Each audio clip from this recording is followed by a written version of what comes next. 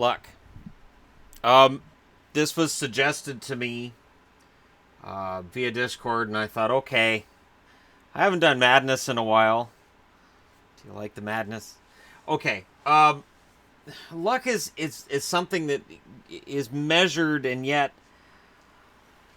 so PDO is a shortened form of saying luck, meaning it's your save percentage added to your shooting percentage 5-on-5, and if it's over 100, you're lucky. If it's below 100, you're unlucky. I would counter that with kind of. And I started by looking at the top 9 goaltenders for save percentage. So this past season, Carter Hutton at 931, Ronta 930, Luongo 929, Fleury 927, tied with Rinne, Gibson 926, Hellebuck 924, Grubauer 923, Bobrovsky 921. That's why Grubauer was a starter going into the playoffs. And I went with a minimum of 30 games. So I thought, all right, anything below 30 games, and you can go, that guy was really lucky. But really, in general, now, there is a case to be made that some backups don't play the same level of competition as the starters. There is, and that happens. But for the most part, if a goalie's on this list, he had a pretty darn good season. 2017, Bobrovsky leads the way with a 931, followed by Craig Anderson in Ottawa at 926. Braden Holtby, 925. He only had a 907 this year. He's going to have some sort of a comeback from that. Darling, 924. That's why he got the money from Carolina. Gibson, 924. Dubnyk, 923. Murray, 923. Price, 923. Ronta, 922. Interestingly enough, Price is 923. Considered kind of an off year for him, and yet he's in the top 9 overall in the NHL. 2016, Elliott, 930. Bishop, 926. Greiss, 925. Crawford, 924. Neuwirth, 924. Schneider, 924. Holtby, 922. Luongo, 922. And Reimer, who briefly played for the Sharks that year after being traded out of Toronto, ended up with a 922. This is a list you could look at and say, well, that's just a dog's breakfast. Because you got Elliott at the top, you got Greiss at 3rd, you got Neuwirth at 5th, and you've got Reimer on the list too. But Neuwirth, 32 games played, Elliott, 42, Greiss, 41. They played less games. The guys who played more games, 58 for Crawford, as well as Schneider, 66 Holtby, 62 Luongo. Pretty darn solid seasons, and a large amount of games to go by. Very large sample size comparatively. 2015, Price, in 66 games, has a 933 save percentage. Dubnyk, 929. Mason, 928. Talbot, 926 with the Rangers. Schneider, 925. Crawford, 924. So Crawford's on 2 years in a row. Anderson, 923. So Anderson shows up every other year. Holtby, 923. He shows up 3 times on here. Rinne, 923 as well. That's the only other time Rinne shows up other than 2018. 2014, Tuukka Rask leads the way with a 930. Price, 927. So you see Price, and Price. The reason he's not in the 2016 season, he only played 12 games. If he had played as well the rest of the year as he did in those first 12 games, he's in the top 9 as well. Varlamov, 927. Hudobin, 926. Bishop, 924. Bobrovsky, 923. Bernier, 922. Elliott, 922. So he's on the list twice. And Ben Scrivens, 922. He built up a really solid season, went to Edmonton. And then there was an inflated opinion of what he could be based on his numbers, though they were skewed.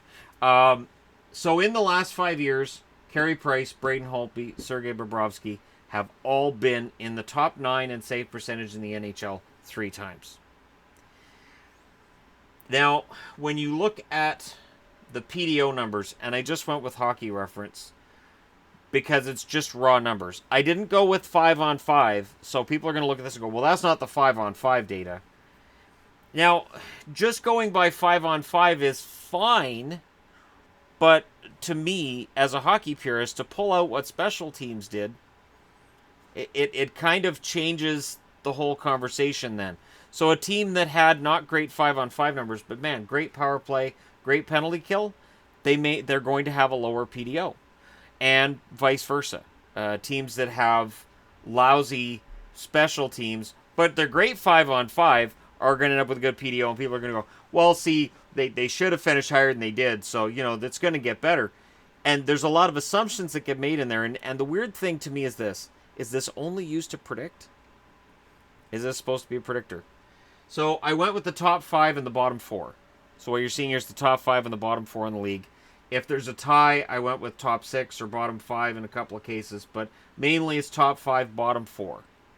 So now that that's as clear as mud, 2018, Tampa leads the way with a 102.0, Toronto 101.6, Nashville 101.6, Capitals 101.4, Colorado 101.3. In the playoffs, Vegas leads by a mile. I think they had a 103 altogether. And again, this is shooting percentage plus save percentage. At the bottom 4, you have Montreal at 98.7, Pittsburgh 98.5, the Carolina Hurricanes 98.2, and Buffalo 98. Now, Pittsburgh is skewed lower because early in the season they had some major defensive lapses. So by mid-season it looked pretty ugly. They fixed it by the end of the year, but they still have a low number here. Montreal is skewed not by their goaltending, which you might think it is. Their shooting percentage was awful. Now, when I see a bad shooting percentage, I don't see a team that's unlucky. What I see is a team that's shooting from everywhere, shooting from bad angles. Maybe they're not getting the screens in front. They're just not playing very well. When I see a team with a really high shooting percentage, they are taking the highest percentage shots. The best shots. Now, can you do that year to year? Not necessarily, but there's some teams that are good at it. Look at the Rangers. The Rangers have a 101 in 2017, 102.1 in 2016, 101.7 in 2015. So they're on the board 3 times. Ottawa had a 101 2 years in a row, 2015 and 2016. The Capitals are on here three times. 101.4, 102.5, 101.1. If this is purely luck, then we wouldn't be seeing the same teams up here. Minnesota's up here a couple of times. Montreal had a very good year in 2015. Carey Price is there with his 933. Kabam, they're up at second with a 101.3. It turns out they have good numbers when Price has good numbers. And at the bottom, there's Montreal here from last year. 98.5 for Philly, 98.5 for LA, 98.4 for Boston, 97.4 for Colorado. So if you miss the playoffs, odds are your numbers aren't very good. And this is the funny thing, because I know there's a lot of people that get into all these advanced stats and they'll say, "Oh, Shannon, you should talk about all these advanced stats." And it really generally, other than the odd one that you look at and go, "Wow, they had that number. What happened?" The teams that are bad, it turns out, have bad numbers for the most part. Vancouver doesn't show up on the board for the good and the bad, but I will say this: their numbers aren't great. So it all adds up. Edmonton shows up on the bad side of this 2 years in a row. They don't show up on the good side in 2017 when they did make the playoffs. San Jose, right here, 2015, that was their down year. So they're at the 99.2. Anaheim, 99.2 in 2016. Buffalo, bottom. So 98.0 in 2018, 99.2 in 2016, 98.4 in 2014. So is there luck involved? Sure, I will grant you that. But when you got Carolina 97.6 here, 98.6 here, 98.2 here, odds are there's also some bad play going on. So this is a combination of goaltending that's not necessarily great and or offense that just doesn't necessarily work. And those two things can go together. If your goaltender isn't very good, it can affect your offense if you're coming back all the time. So if you're going into a game, and Vegas actually did quite well despite the fact that they had Maxime Lagacé. And Lagacé, not a great goaltender. They just went out and scored a ton of goals to try to get as many wins as they could with him as their, fourth string goaltender in there. But for the most part, when a team knows they have goaltending that may be subpar, they'll play back more, and it may affect their offense that way. And they may be forced to feel desperate when they're down 3-1 in the third and shoot from all angles. So it is a number that's interesting.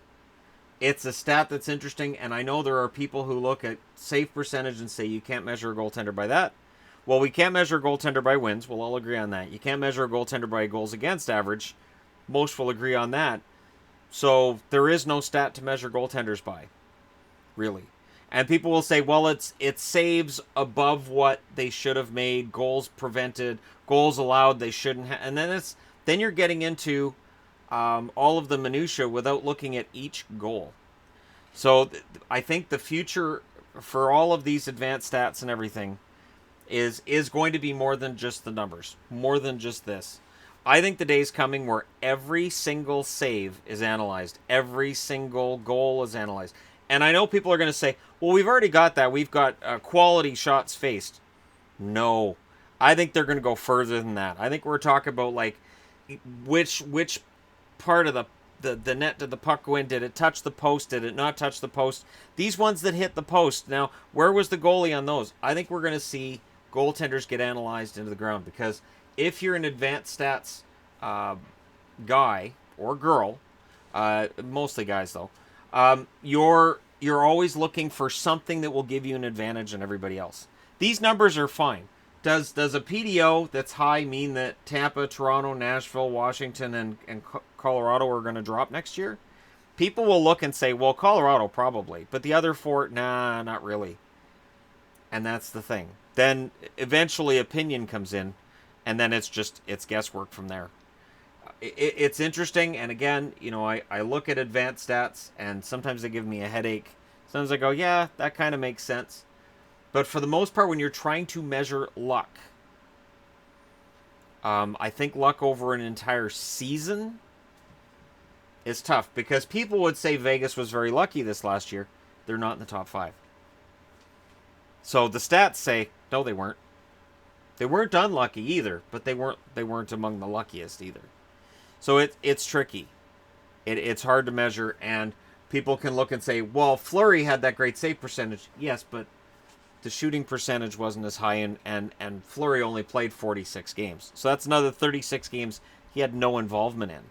So it all ends up coming out to opinion, and it's funny because, I see people come up with all the Corsi and the Fenwick and all these numbers, and the funny thing is that you'll see advanced stats, and then you'll see a guy in the next comment saying, well, that stat we've already proven doesn't really measure things. We've moved on from that stat to this stat. It's a strange world we live in. But hey, trying to measure luck. If I had to talk about these 9 goaltenders here, which of the 9 don't show up? Because if you look, Bobrovsky, he's there. Anderson, nope. Holtby, no. Darling, no. Gibson, yes. Gibson and Bobrovsky back to back. Dubnyk, no. Murray, nope. Price, no. Ranta, yes. Antti Ranta has been in the top 9 2 years in a row. Now, if you bet on that going into this past season, you probably would have won something. But it is hard to measure. So odds are 3 of these 9 goaltenders will be in the top 9 for save percentage.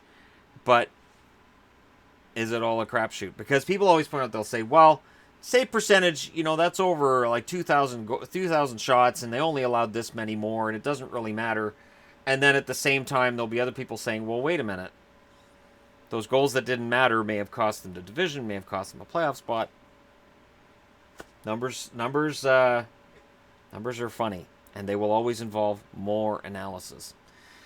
So there you go. I did my best to show that when it comes to the luck indicator through PDO, this is just trying to measure PDO, and then putting up the top save percentages in the NHL as a guide for what they consider lucky. I thought about shooting percentage too, but honestly, putting up just players' shooting percentages didn't work. Teams' shooting percentages are so close. There's so many at 10.7, 10.5, 10.4. It's like it's just really hard to measure. But again, it's a fun thing. It's sort of like during the playoffs when I would do the previews, and I would add power play and penalty kill, and I would say if this number's over 100, they have good special teams. If it's below 100, their special teams are lacking, and if it's at 100, they're average. This is kind of that same idea, just taken to the degree of 5-on-5 over an entire season. So there you go. Hopefully this is as clear as mud, and hopefully this works. I apologize if there's not more data, but there was only so much I could put on one board. Thank you guys so much for watching. Hit like and subscribe if you're browsing your way through. You just happened upon this video. And let me know in the comment section below, Do you think luck factors into where teams finish at the end of the year? Personally, I think over an 82-game schedule, luck mostly balances out. The teams with the low shooting percentage, there's a reason. Team with a high shooting percentage, same. And the same with the save percentage. I think there's reasons that occurs. But I'd be interested to know your thoughts. Thank you guys so much for watching. I'll talk to you again soon.